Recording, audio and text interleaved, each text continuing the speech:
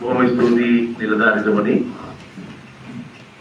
District 364 සිංහාදී පළමු සිංහාදීතුමනි අපගේ සේවා අංශය බාර වෙන්න පූර්ණ මැතිතුමා ආපදා කල්පනා කරන බාර වෙන්න ඉන්දිරමන්තුමා කුසගිනි දීම සම්බන්ධව බාර වෙන්න සුසාන්ත මැතිතුමා අපගේ ඇඩ්වර්ටයිසිංಗ್ මාකටිං පැත්ත බාර වෙන්න මායාජෝති මැතිතුමා කැරණීය සභාපතිතුමිය ඒ වගේම කැබිනට් කෝඩිනේටර් අපේ සංජීව සහ සියලුම නිලධාරීන් සිංහල නිලධාරීන් සහ රීජන් චෙයාර්මන් ප්‍රශාන්ත් ඒ වගේම අපගේ පරිපාලන ග්‍රාමීණ නිලධාරීතුමා ප්‍රමුඛ අනිකුත් අපේ මේ කාර්ය වෙනුවෙන් කැපවෙච්චි අපේ නිලධාරීන් මණ්ඩලය ප්‍රාදේශීය ලේකම්තුමිය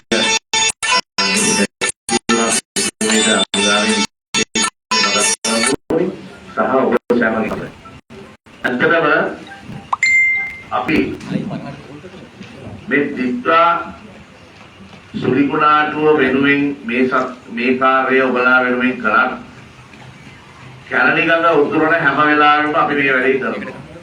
මෙච්චර ප්‍රසිද්ධියක් ගන්නේ නැතුව ඇති.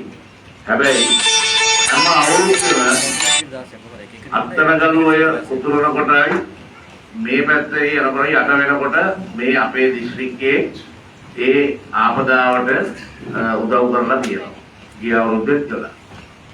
එතකොට ඒ වගේම සිංහ ජාත්‍යන්තරය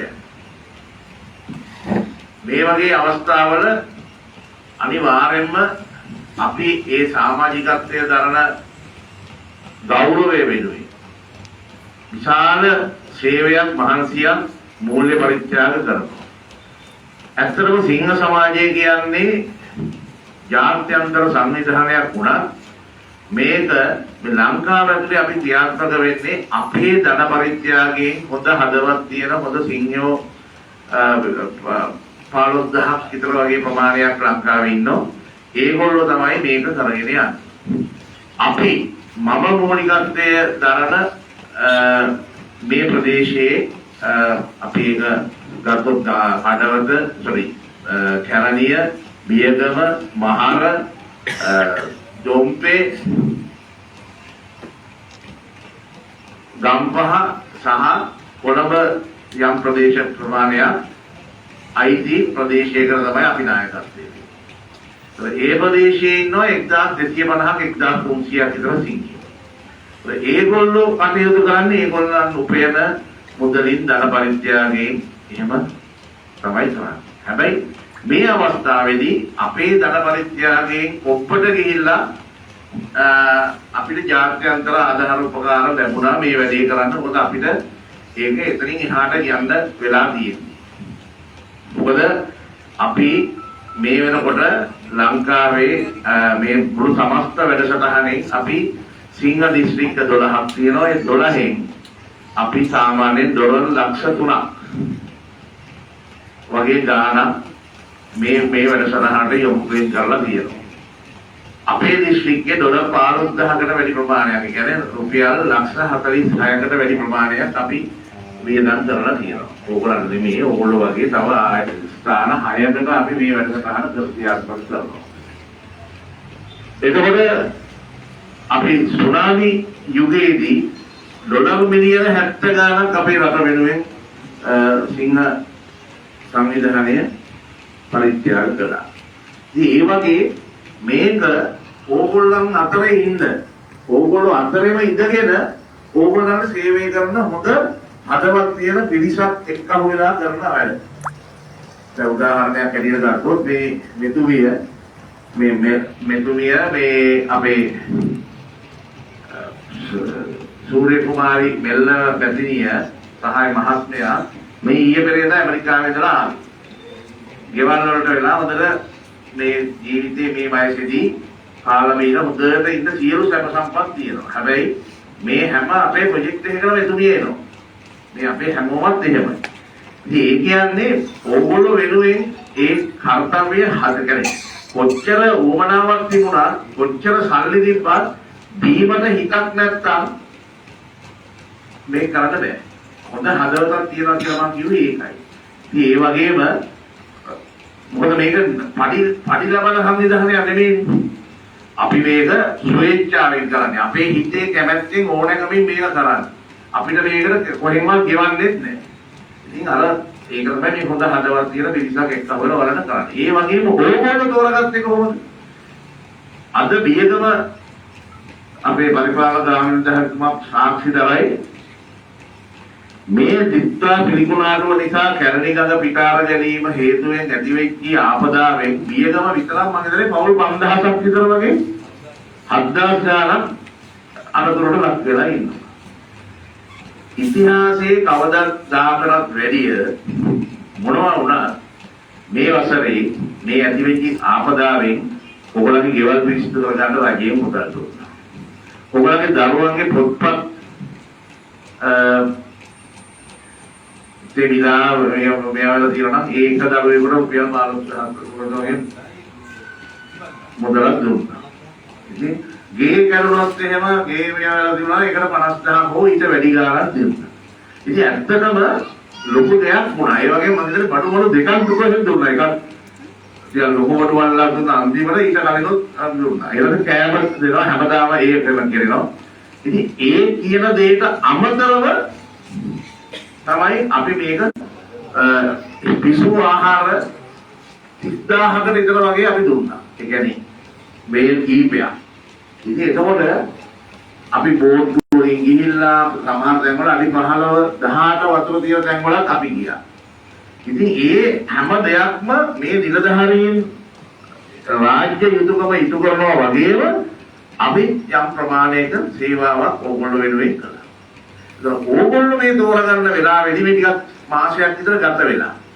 හැබැයි ඒ අපි මේ අපේ මුදල මොකක් හරි ප්‍රාදේශීය ලේකම් කාර්යාලය ඇතුලේ ග්‍රාමීණ නිලධාරී පක්ෂතා හඳුනාගෙන ආබාධිත තියන අය වෙන්න පුළුවන් වෙනත් යම් තමන්ට මේ ගම් වතුර බහැලා ගියාට පස්සේ ටික කාලයක් යනකම් හෝ විකටම අර උපයීම අනිත් සාමාන්‍ය මිනිස්සුන්ට වැඩිය උපයීම අමාරු කට්ටියක් අපි හොයලා දෙන්න කියලා කිව්වා. ඒක හරිම අමාරු වැඩක්.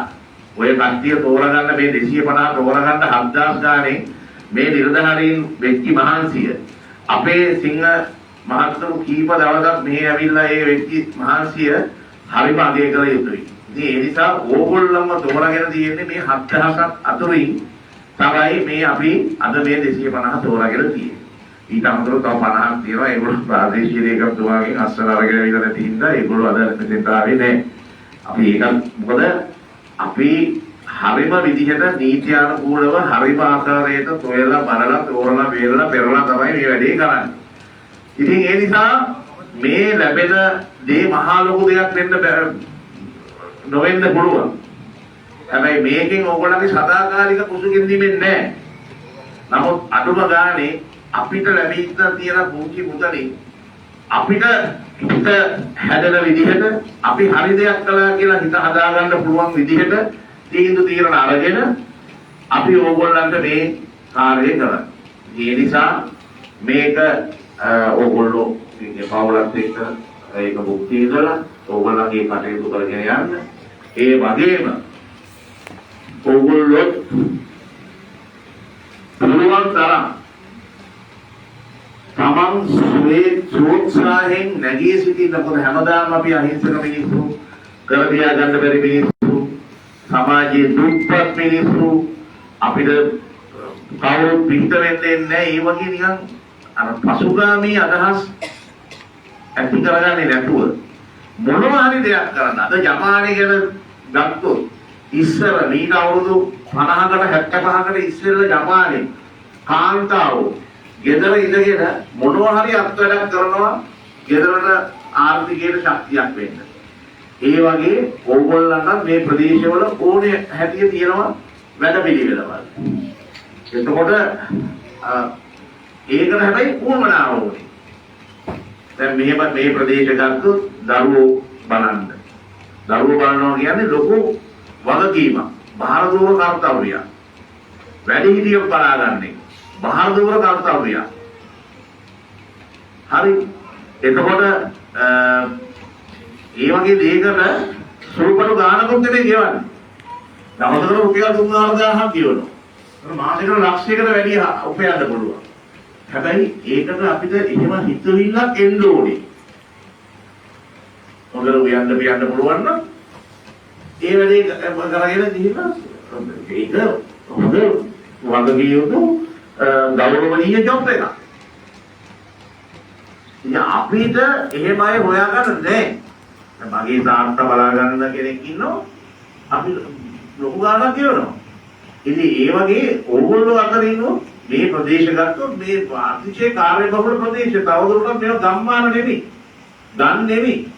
මේවා ඇතුලේ මේ හැම මිනිස්සු 10කට විතර වගේ කෙනෙක් ඉන්නවා. තව මිනිස්සු දෙතුන් දෙනෙක් බලා ගන්න පුළුවන් මිනිස්සු. ඒ අය අදාව රස්සා තියෙනවා. ජොබ්ස් තියෙනවා.